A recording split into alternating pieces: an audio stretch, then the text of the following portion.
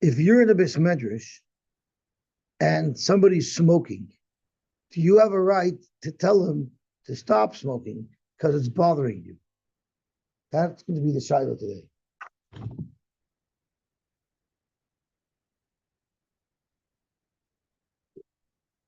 We're going to see how Moshe Feinstein, his attitude towards smoking changed between the 70s and the 80s and between the 70s and 80s as his shuvas went along. His opinion has changed. At the beginning, he used to look at smoking as a nuisance. But as more and more data came out about how dangerous smoking was, in his chuvas, his Piskei Halacha regarding smoking changed from a minor nuisance to Adam Hamazik because of how dangerous he realized it became, or they discovered that it was. So let's see the Heilige Mishnah. Marchikin, so we're at the bottom of Chav Beis Amud Beis.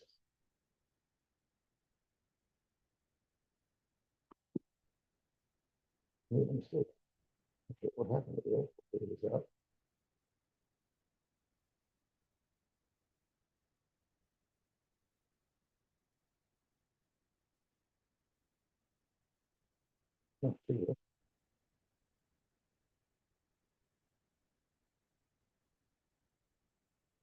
Because they changed the whole thing. Okay. But as they upgrade Zoom, I have to keep up with the latest developments. No, it makes me nervous. Obviously, we can see it 3 times. Zok Gemara, one of me is almost like 3 times already. Zok Gemara, Marchikin as a sulam min hashoveich arba amis. If you have a sulam in your property, and on the other side of the property line, your neighbor has a shoivech, I would call it a chicken coop, but it's not even chickens, it's doves. The halacha is you have to keep it away 4 amas. Why? It's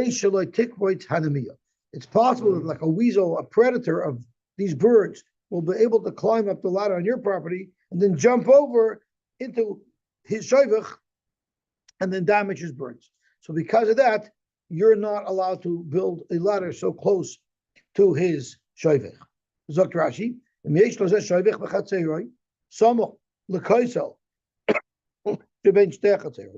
he's right near the wall.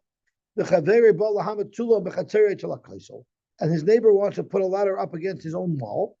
It has to be at least 4 amas away from the shoivech. It could still lean up against the wall, but it should be further down the wall where the shoivech isn't. Okay. You also have to keep a wall away from a maschila dalar amas. So we learned this yesterday. If someone has like an eaves that's draining water, and you want to build a wall, you have to build a wall 4 amas away from that machzila. Why?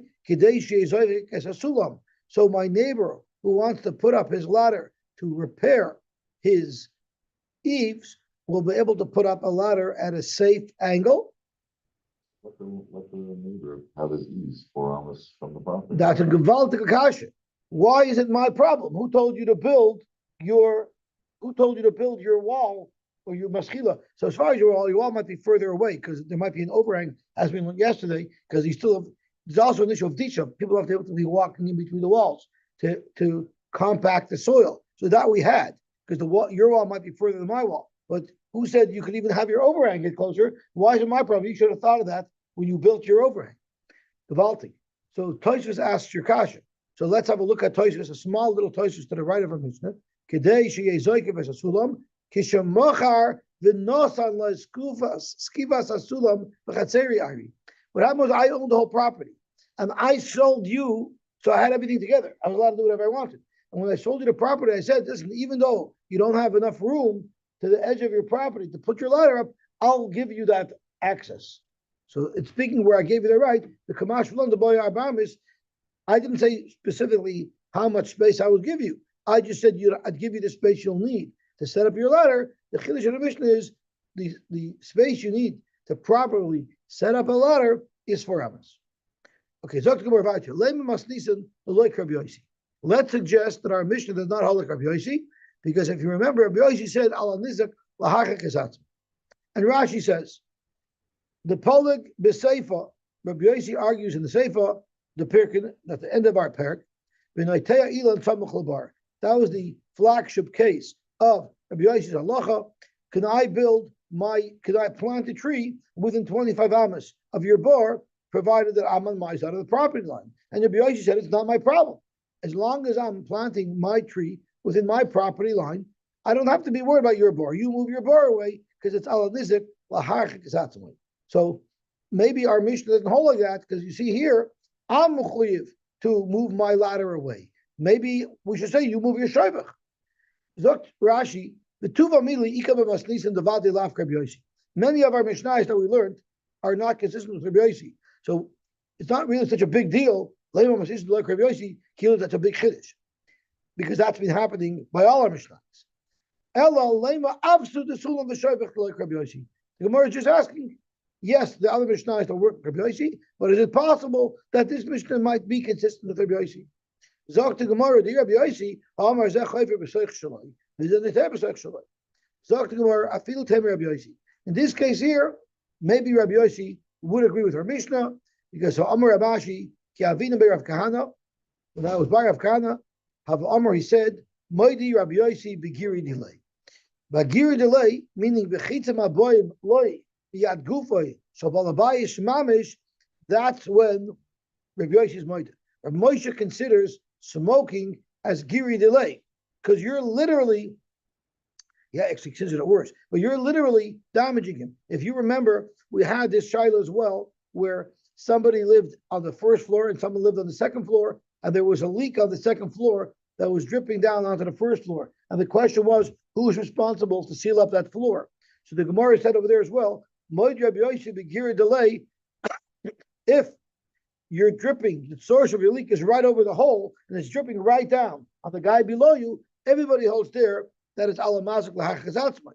Rabbi Yosy only holds ala nizik lahachazatzmai if you had a leak somewhere else on your floor and it dripped across the floor and found that hole dripped, that would be ala nizik lahachazatzmai.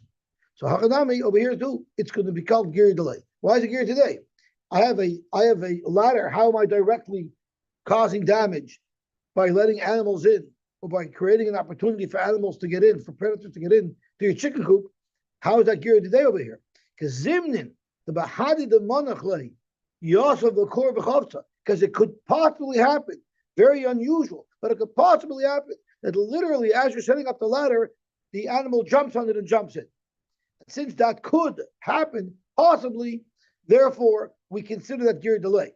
The Rishonim tell us that once that could happen, now this whole scenario is identified and labeled as gear delay, even though more often than not, that's not going to happen. But once we can identify this as a gear delay situation, Rabbi Yosy holds this whole setup would not be allowed.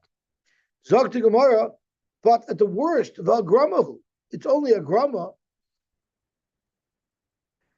Zog to Gemara, Amrav Tuvi, Barmasna Zoyse Meres, Grama ben Azokin us.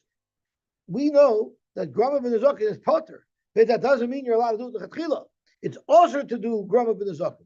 Now the question is there a financial claim that we say Grama ben Azokin is potter? But Avada Lechatchila is also to cause Grama ben Azokin. Rashi is Grama ben Azokin also. Vafilu Lamanda Amar, the Loy Don Dina de Gami. Even according to the Mandamar, who does not don dina dagami, who pater milashalim, it says your pater, still it's also liquor. So the iser of being mazik and the chiv to pay for mazik don't travel together. It's possible that you won't have to pay, yet it's still also hamid grama al chaveroi ma'akiv. If or maybe shabal hamid grama kama grama al kama chaveroi ma'akiv. But either way, if you are setting a situation up where it might cause your friend damage, he has a right to stop it. Now, Taisus here has a whole big shiloh as to what are you chayiv for and what you're not chayiv for, because there's a lot of sugyas that have overlap. So what is the demarcation point between grama and garmi? What is grama, what is garmi? And then there's three other sugyas that also are loosely connected because they're also relatively similar. One is davar agarim l'mam and kamamandam. That's also, I'm causing you to lose money. Let's say by damaging something that you're mechuyev to give to hektish or something like that. So that's a davar grama lamed. It also involves somewhat the concept of grama. There's also the concept of hezek sheni nicker. It's if I'm Tama, you're tires, I'm damaging you, but I'm not directly damaging you. And there was a third sugya as well that is loosely related. But let's just take a little glimpse into Tosfos of how Tosfos makes the distinction between grama and garmi. So I'm going to go to the first wide line in Tosfos, okay? Because we know but by garmi there is a chiyuv. So here there's no chiyuv. So how does that work? The chilek Rabbeinu Yitzchak lashon echad. The din of the garmi chayiv. When do we say that garmi is chayiv? That's when you're actually doing hezek.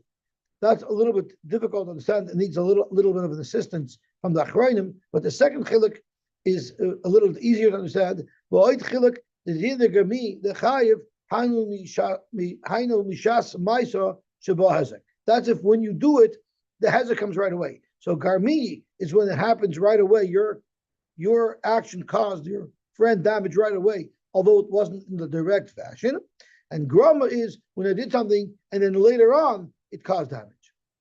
But at the end of the day, valakoil kasha, no matter how you want to make a distinction between garmi and grama, we still have a problem of tear as a tamei. Uvalabayis atmai even in pirosho. If you were mitar, something that was really tamei as a diet, and then the balabayis went and mixed out with his pairs, thereby messing up all his pairs, there the dying is chayiv. There the dying didn't do the hezek, the moment chaveri, the gam boy shematar, and when the dying paskin ain't about hezek, hezek didn't come till later. Yet that's considered chayiv. The dying is chayiv over there, and therefore, or if even if it was, and therefore, why is that called garmi? It's probably not speaking about a dying. It's probably speaking about when you actually were mitama something. V'nir l'ritzvah. So the ritzvah is an upshat which seems to be accepted by most chronim. There, l'tzvah, the din of the garmi have mitam knas. It's merely a knas. Kedemucha b'Yerushalmi u'lechein kol hezek hamotzi v'rogel lavoi, any hezek that's likely to happen konsu chacham. Why did they make such a knas? The tam de konsu shlo yehei kol echad hoylech u'mazik lechaverei ben. So somebody shouldn't go and be mazik his friend. Okay, behind the timer, the man machayev, the hezek sheni nicker. So here you see Tosfos makes that connection. That's the same reason why the mandamar holds hezek sheni nicker shmei hezek and yochayev. It's also mitar knas. So these are all knas according to Ritva. It's all a knas. So then it's much easier to explain why in certain cases they counted and in certain cases they didn't. Amar Rabbi Yosef. Sorry, not Amar Rabbi Yosef. Havalei. Hanu Ta'ali, Rabbi Yosef had the kolam ketanim, small date trees. The Hava Asu Umni, what happened was a mobile squad of people who are Makis Dam, Yosy Tusayu, and they decided to set up their mobile Hakaza booth underneath his trees. And what happened was there's going to be blood dripping because I guess they didn't have perfect containment. And from time to time, there was blood that dripped on the floor, which were an attraction to the ravens. Also, Arvi, Achli Dama, they came and they were attracted by the blood. And then, Visalki Avetali. Visalki Yosy, Betali Umafti. So they ended up sitting on the animal, on the dates that fell, or the tree. They rested on the tree and they ruined it tomorrow. I'm not sure if they ruined them because of the relieving them, so whatever it is, they smeared them with blood. So they messed up the dates. So Amar Rabbi Yosef said, Afiku li kurkur mehacha. Get your birds out of here, but it really means you're damaged. Because they're damaging it like eating my stuff. Get them out of here. Amar lei, so he didn't, he meant take your booth, take your mobile lakaza booth and get out of here. Amar lei Abaye, v'agramahu. At worst, they're only a grama ben zaken. Amarlei, hachi amar Rav Tuvi bar Masna, so I say meris, grama ben zaken aser. Could be Rabbi Yosef didn't have a financial claim against these makiz dam, but he for sure has a right to demand that they move away. This is a very controversial kasha as to what it means. They had a chazaka to do this. What type of chazaka did they have to do this? And we'll get there in a minute, but for now, we'll say they had a chazaka, meaning they have a right to do this. It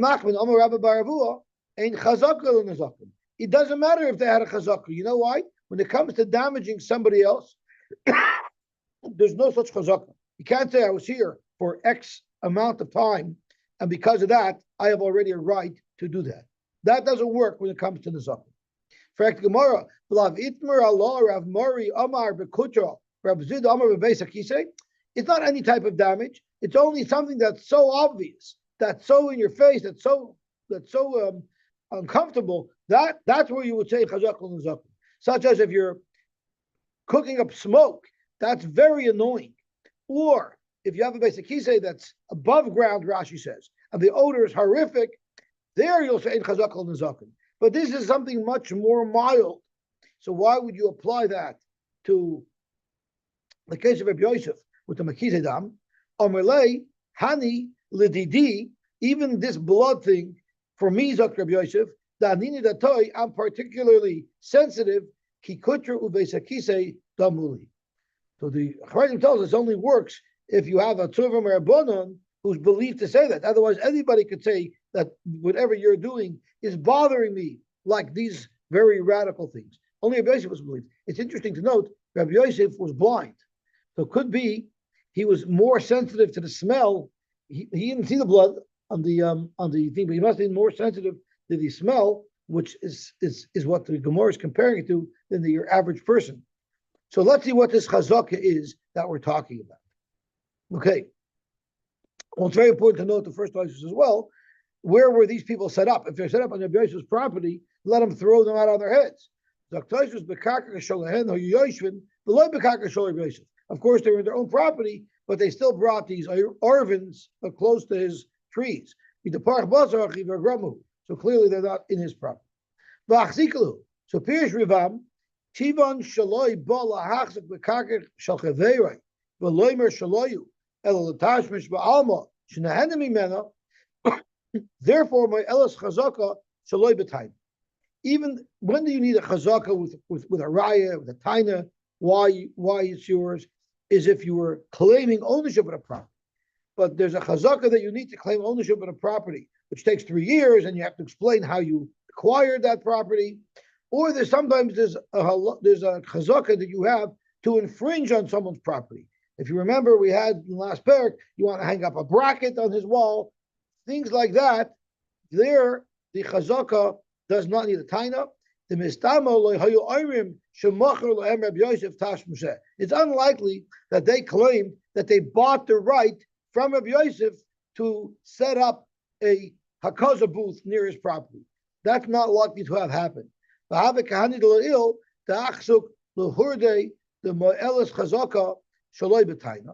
When there was also a chazaka to put some type of beam, smaller beams, to put a smaller beam to lean on your friend's property. If you remember, the guy was building an awning, so he leaned it off his friend's property. From the fact that I had this set up for 3 years and he didn't say anything, that's Shita. But we learned in the first parak that other Rishonim held over these types of things, it's a chazaka right away, because this is something that if you're hanging a bracket on my wall, it's something that the moment I see it, I would protest, and that would even be a chazaka in less than 3 years, which is how some Rishonim learn. And here's a Tosfos: if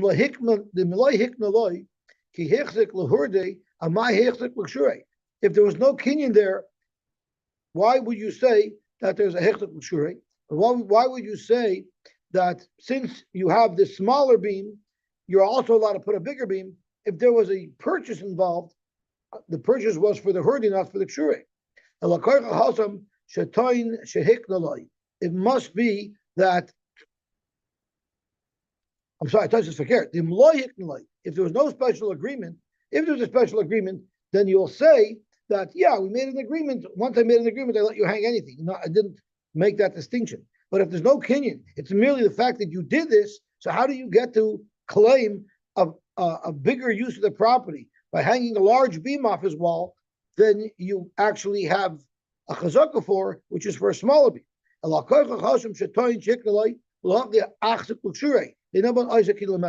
over here, Tosfos wants to say that for something like this, wouldn't even require a special kinyan. And Tosfos says the chazaka would be 3 years, although there are Rishonim who hold that the chazaka for this type of thing would be instant. So that the Gemara said that there's ein chazaka l'nezikin, even though he claims he has a chazaka, when it comes to real damage similar to this, there's no chazaka.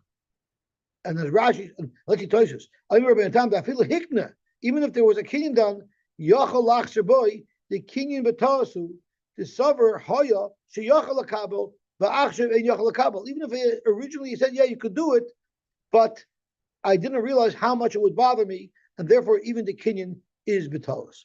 And your Moshe uses this as well. If we're sitting in the Besmedish in the days where they used to be able to smoke in the Besmedish, and the guy said, do you mind if I smoke? And I said, no. And then it bothers me. I could tell him, stop smoking, but you told me I could. It doesn't matter. I didn't realize how much the smoke would bother me. And Moshe's comments there are not even dealing with the damage of secondhand smoke.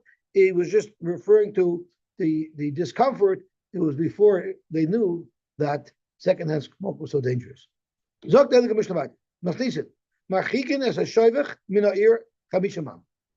you have a shoivach, you have to keep it 50 amos away from the city. Now we're not talking about protecting your shoivach. Now we're talking about protecting the city. From what are we protecting the city? Zok to Rashi, shayonim afsidin zeroine ginos. They're going to fly down into neighboring gardens and eat up the seeds. So one of your neighbors, could have planted his garden and nothing's going to grow because your birds came and ate up the seeds. And if you want to make a shoivach within your property, you should not, unless you have large enough of a property where on all 4 sides there's 50 amos to the property line, one should not make a shoivach.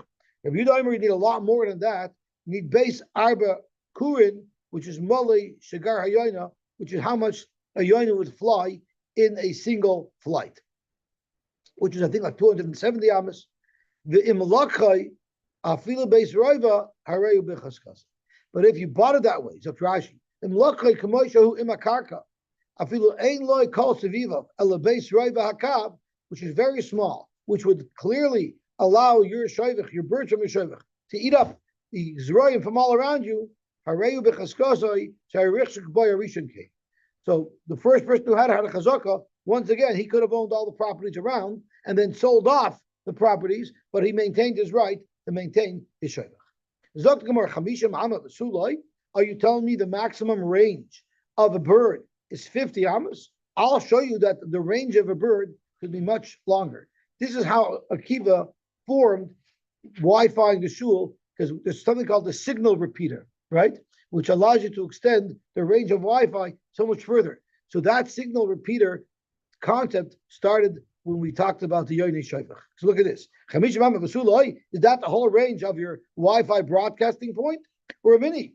A person, you're not allowed to set up nets to catch hefker birds. Ella imkain have a rock when shloishim ris, which is considerably farther. It's like 8,000. 1.5 kilometers. It's considerably further. It's considerably further than the 50 amos. Amrabaye meshet shayis tituba. Of course, they can fly much further than 50 amos. But by the time they ate up all of the available food that was within 50 amos of their home base, so therefore, even though they fly further, they're not going to be a danger to any ginois further on, because they would be at the point where they're full. As Rashi says,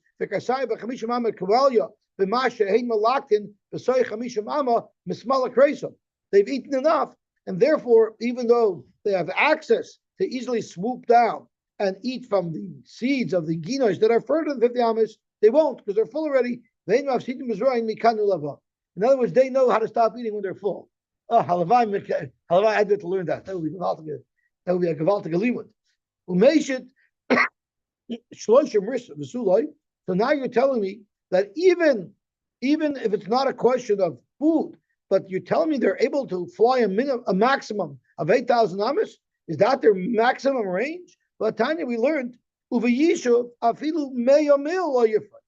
in a yishuv where there's constant properties around, then you're not allowed to put up a net even 100 amma, 100 mil, way more than that, from a shoivach, because it's possible that you're going to be capturing birds that aren't hefker, in fact, but are from the shoivach that could be up to 100 mil away. Zok the Gemara, Rav Yosy Vaimer, the Yishuv Kromim. It's speaking where there's Kromim along the way, and therefore the animal, the bird could rest and then go on. Since so I call that a signal repeater, because yes, they fly 30 risks, but they could rest and then fly some more. So as long as they have rest areas along the way, it dramatically extends their range. Again, if there's little shoyvachs along the way, then they can constantly have a rest area to rest, which will now extend their range much further. Frank Gemara, you're telling me you're not allowed to set up a net even 100 mil away. Why? Because there are birds that could be 100 mil away that possibly might get captured in your nets. Why? Because they're going to stop off at a local shoyvach. Frank the Gemara, so why do I need to say I can't set up nets because of a shoyvach that's 100 mil away? If they're using shoyvachs along the way, that means there's shoyvachs close by. If there's shoyvachs close by, the tepik you should shoyvach from gufay. Don't say I can't put up a net here because of a bird that's 100 mil away. I can't set up a bird here because you just said there's shoyvachs along the way. So there's obviously other shoyvachim that are close by, and I need to be careful not to capture those birds. Either you could say that the person who's setting up the nets, those shoyvachim that are close to him, are his own shoyvach. So therefore, there's no concern that he might capture his own birds. But his shoyvach could still be a rest area to allow birds from much further to come to his nets. So that's what Mati said. It could be goy. And even though midrabanan we have a halacha that gezel akim is aser, that's when you're directly stealing from them because al saldak sholem. But catching one of his birds there, they wouldn't have been geyser even gezel akim for such a situation. Maybe these shoyvchim are abandoned shoyvchim, and the birds in them belong to nobody in particular, but there's still a way for birds from very far away to get to you, and therefore you would not be able to set up your net. Okay, Rav Yudaimer base arbas kurin, but we have to read to the rest of the Mishnah because there's a v'cholu base arbas kurin moli shagayoyna. However, v'mulakai, but if you bought the property with this right, in other words, when you bought it, maybe you owned the properties around, then you sold out, and then they built ginos there. Afilu beis roiva so he has a chazaka to be able to maintain the shuk. Omar Pava v'temer abzvid zoy meres. We learned from here that toyanin l'lekeach v'toyanin l'yorish. Zokt Rashi bezdin poischen peh v'taina l'yorish u'lekeach. You might have bought something. In this case, you bought something, and now someone's claiming you can't allow your birds here. I wasn't around when this deal was made to be able to keep my shoyvach here. So I'm at a terrible disadvantage. Bezdin comes along and says, if it's been this way, let's assume that someone in the past got these rights and achieved these rights already. She'ir adam aleim, I'm a lekech, I'm a yorish, and suddenly someone knocks on my door and says, you're not allowed to have your shoyvach there. And the person who's being ma'ar claims that this property was his as of a while ago, and I have no proof. I'm here now for many years, but I have no proof of when there was a transfer of ownership. Either I was Yerushet, or I bought it from a third party. He was living there for years. The heavy Adam, and he brought Adam. So all I have a right is I bought it from somebody. I checked the title, and all I knew, the title search only went back 3 years. And I know for 3 years, the person who I bought it from was living there without any issues. My father was living there for many years without any issues. So what transpired before that, how they acquired it, I don't know. So even though this lekech, this Yerush, cannot tell them the origin of how it got to their father or how it got to the lekech, Bezdin will make that taina on his behalf. But if you didn't yash it or buy it from somebody, you said this was always mine. When the Ma'ir tells him, what are you doing in my property? And I said, what do you mean? I've been living here for 3 years, and no one complained. That's not enough of a reason to retain the property. I have to be able to show how I attained it. Our mission says, I have a chicken coop, and now nobody can make me move it, even though I'm within the distance of their property, that I could damage them. Ashimina teaches us that if I bought this from somebody else, and now my neighbors are complaining, I don't have to move it, because the fact that I have this for a while is good enough for Bezdin to come to my defense and say, you know what, he probably had that right all along. So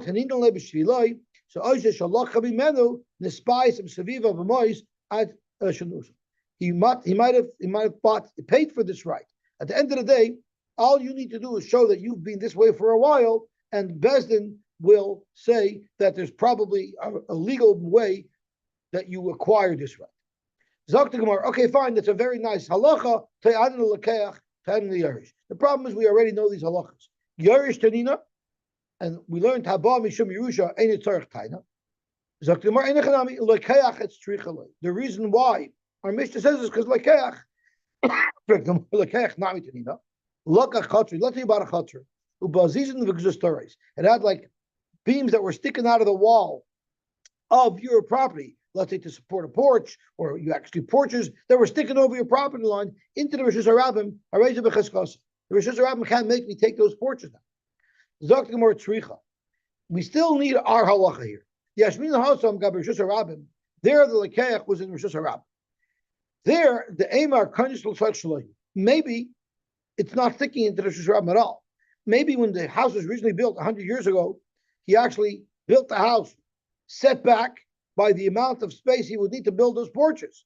And over time, the Rosh Hashanah, people started walking there. But it was always his property, so he always had the right to put his porches there. That's one option. Or Inami Achulu Achul, B'nei Rosh Hashanah. Maybe the Rosh Hashanah was Moichel. So everyone's going to ask, how could Rosh Hashanah be Moichel? Zok Toisvis, they actually had a city council meeting. If you look at the bottom Toisvis, Achilu Achli Gapei, Piris Zayin Tuvia Ir, B'maimed Ansha Ir, so Rishus Biyodam, they have the ability to make this allowance. They could make this, I forget what it's called, variance.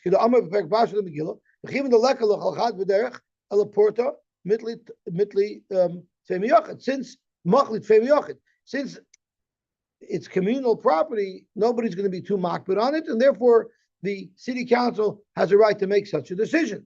So maybe that's where it would work. However, therefore it works. But who said when it's talking about a yachid that you could rely on that? Loi. That's why our Mishnah needs to tell you that a lakeich, even when you're dealing with individuals, would be a good chazaka. Yashmin haka. And if you only had our case of a yachid, even the yachid who aim a piece of paise, I'm only dealing with an individual. Maybe I made a deal with him. Or he was moichel. Avon Rabbim man pais. Who are you going to appease? Who are you going to buy it out? Who are you going to buy the right from? Who's going to allow it? Maybe that wouldn't be allowed. Tricha. So that's what we need a mission to tell us. Tayan lekech, sai by Rabbim and sai by Yach. Harei b'chaskasoi. Yamar Rab Nachman Amar Rabba Barbu Ein Chazak Sakin.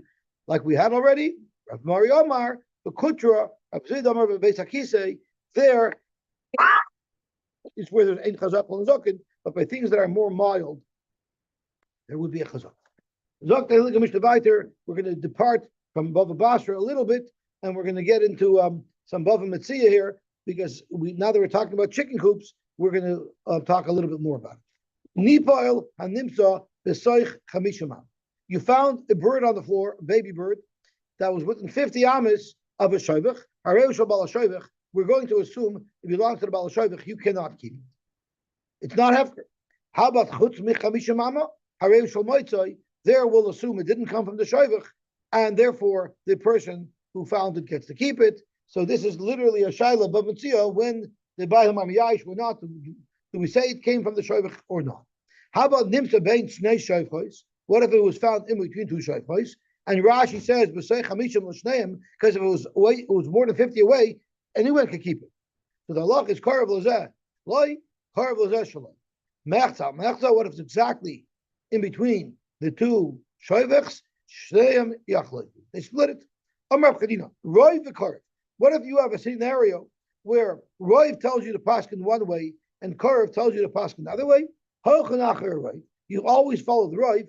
The Afal Gav, the Ruba Dairaisa, the Kurva Dairaisa, even though the concept that Roiv works and the concept that Karev works are both Dairaisa concepts. As Rashi tells us, Roiv we see from Acharei Harabim Lahatis, that's a pasuk, and Kurva Dairaisa we know from Eglarufa, it is Vahaya Irak Kroiva, the closest city to the mace, that's the city that brings the Eglarufa. So you see both these concepts tell us what to do. Nevertheless, Afilachi Rubad. And I believe Rabbi Chum speaks about it, and he says that there's two ways Roiv or Karev could paskin the Shaila. It could paskin the Shaila by saying, listen, I don't know what happened, but when you run into such a scenario, do this. And Rabbi Chum says that's how Karev works. Karev doesn't tell us what happened, but Karev tells us when you're in a scenario where you don't know what to do, this is what you should do. It's a hanhaga. On the other hand, sometimes it could be a beer. Roiv says that, you know what, this is probably what happened. So a beer will always trump a psak, because psak is only based on the suffix. But if the beer tells us that there's no longer a suffix, you would go by the beer. So that's how some people explain how Roiv works, that it's a beer, and Karev works as a derech hadhag, as a psak. So Masav Reb Zeira, v'haya here akroiv alachol. That's the halacha by Egla Rufa. Frank Gemara, v'yafal gav, the ika achrisi, the nefisha mina. How could you tell me Roiv is stronger? By Egla Rufa, you see, you go by Karev, and there's no exception made in the Torah. Oh, by the way, if there's a bigger city, the Roiv trumps. No, you always go by the Karev, no matter what. Zakama, no, it's bidaleka. Maybe the Torah is only speaking in the case where in that region there was no city that was further that had so many more people, so you go bus to the right. Frank Gemara, the Lezel Basar Ruba the Alma. Why did you go bus Ruba the Alma? Because the whole world has many more people than just this city. So you should be able to allow the Karev to bring down the Rufa. We're speaking about two cities that are in between or inside of a mountain range where it's not likely that someone came from the outside. As Rashi says, it was a relatively isolated area, so the Roiv of the world won't be relevant. It's merely a question between these two cities. We will go to the closest city, provided that the other city does not have a Roiv. Tanan we learned. Now we're going to bring our Mishnah into the mix. So till now we were discussing Aglarufa. Now the Gemara brings our Mishnah. Nipol Animsa B'Soy Chamisha Mama. You found a Nipol within 50 amas of a Shoivich. Hareyu Shal Bala Shoivich. Fact the Gemara be Alpha Gav the Ika Achrina the Novish Minei. What if there's another Shoivich that's maybe a little bit further away, but it's much bigger? So Gemara B'Deleka. That must also be speaking where there weren't any others that were much bigger. Fact the Gemara Sefer. If it's more than 50 amas away from the Shoivich, you're allowed to keep it. Frank the Gemara, the Ibadaleka, if there is no other Shoivich around, Vadai Meahu Nofal. So it must have fell from the Shoivich that's a little bit more than 50 away. So how could you keep it? We're talking about a bird that's not able to fly yet. It's only able to hobble a little, which severely limits its radius of how far it would be able to travel. So Dr. Rashi, we're speaking about a bird that cannot fly. It could jump a little bit. Its range is drastically limited. Even though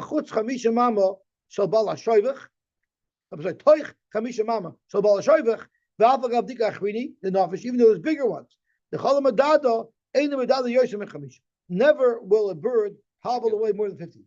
If it was past 50, a must have came out Alma. Maybe a traveler dropped it. Right? B'chutz shel chamishim shel moitze, the kivin in the yes b'chamishim v'zeh yatsa chutz kanun novik le materis bedada the kamli materis mafriach. Oh, so maybe it must have flown. So I'm sorry. Maybe it's actually a bird that was able to fly. The ikal mezel by Basra ruba da'am. As we go Basra ruba da'am, then it'll be hefker. But the Tosha talks about over drachim, but it could be where Rashi is answering your question.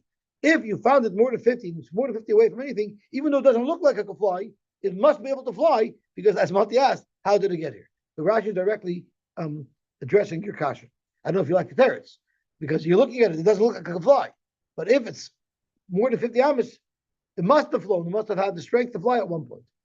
The Amar Abuk for Barchama, Kala Medada, Eina Medada, Yoser, Minunama. And in Victoria Lake, there's one Canada goose hopping along the Oh, so it's Mamsha Medada. Okay. Zok to Gemara. Boy Rav Yirmiyah. Rav Yirmiyah had the following shaila. Raglei achas b'soich nun amo, or raglei achas chutz chabishim amo. So you allowed to keep this or not? Do we say it came from there or not? So that's a shtickle, sometimes the guy asks questions here. What if a cat jumped on the ball flew and it hit the window? You know those what if questions that make Rebbeim very nervous? So v'aldo afku Rav Yirmiyah maybe drosha. For such a question, they threw Rabbi Yirmiyah out of the Bishmesh. It was hacked him in China Kanan. They threw him out. We're going to soon see Rabbi Yirmiyah came up with such a Gavalta Kasha later that they took him back into the Bishmesh. But they threw him out. So you might ask, it's an unlikely Shala. So what do you mean it's unlikely? What about the Mishnah? If it was found Mechza, what is the likelihood that you're going to find a bird exactly halfway between two shayviks? So it's not such an unlikely thing, and even if it's unlikely, it's normal for the Gemara to discuss such shilas. So why are you being so hard on your birmia? Zok Toisvis, the Alda of Kua, the Rabbi Yirmiyah, the baby Drasha, Eila Farish, Mishum the boy Mills at Lashchicha Klau, because he asked some unusual case. The Hechi Yisrami, the Raglecha Toy Chamishim, Raglech Chutz Chamishim, the Tzimtzum. It's such an unusual case. That's not what it is. The Ashmin the Masnis and Nami Bechai Gav Nairi, the Katani Mechza Mechza Yachleku. You see, that's a legitimate question to ask. So what didn't they like about Rabbi Yirmiyah Shaila? The near the time, the Mishum Haki Avku, Mishum the Madada, the Medada, Ein the Medada Yoy Klal Yosy Bechishim Mishamama. The Rabbanan already gave a shear. The animal will never be found more than 50 amas away, not even part 50. So you're making a chayzik of the whole shear. We said you'll never find it, and you're asking what if you do find it. So you're directly arguing with the assessment that Chazal made. So therefore, if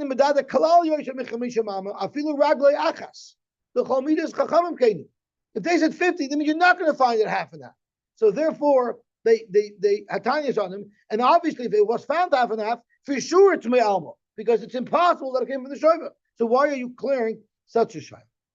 So Yosy, 1 second. What Chachamim are saying is that Roy, not 100% of birds, but 90%, majority of birds, 9 times out of 10, you won't cover it. They paskin with it. So how could you clear a Shiloh who it belongs to? They paskin that if it's not within 50, it's hefker. So whether the reason for the psak had to do with Rav doesn't matter. But now there's a psak halacha that if you would find it more than 50, it'll be hefker. Okay, just for the sake of getting on Talmud Aleph, because I get freaked out when I don't finish the Talmud. Tashma nimsa bein shnei shayfches. Our Mishnah says, what if you found the bird in between two shayfches? Karv lozeh shaloi, but karv lozeh shaloi. Frank Gemara of the Afal Gab the Chad Minay Nafesh Mechavre. What if one is bigger than the other? Maybe you should go Basra. The Gemara Hakul My Skin is his name Shafin. The Mishnah is speaking in a case where the two shayviks that were both within 50 of this bird were exactly the same size. Frank Gemara Velezel Basra Ruba the Alma. So why don't you say Zakrashi Velahavishal Moitzai? Why? Because at this point, the Nimsa Ben Shnei Shayvches Achutz Lachamishim Amanamika. The Mishnah says a general rule: you found it between two shayvches, it means sai within 50 amas, but also out of the 50 amas. So if that's the case, why can't I keep it? Where it could have gotten further. If it came from further away, and it would say it's hefker, even the mididi, since they don't fly, they're only bouncing, they're only hobbling, they would have never been able to get her. You know why? The chol the mididi, the hadar These little birds, even though they're hopping away, they always want to maintain a line of sight to their home base. And if they can't see their home base anymore, they're going to stop.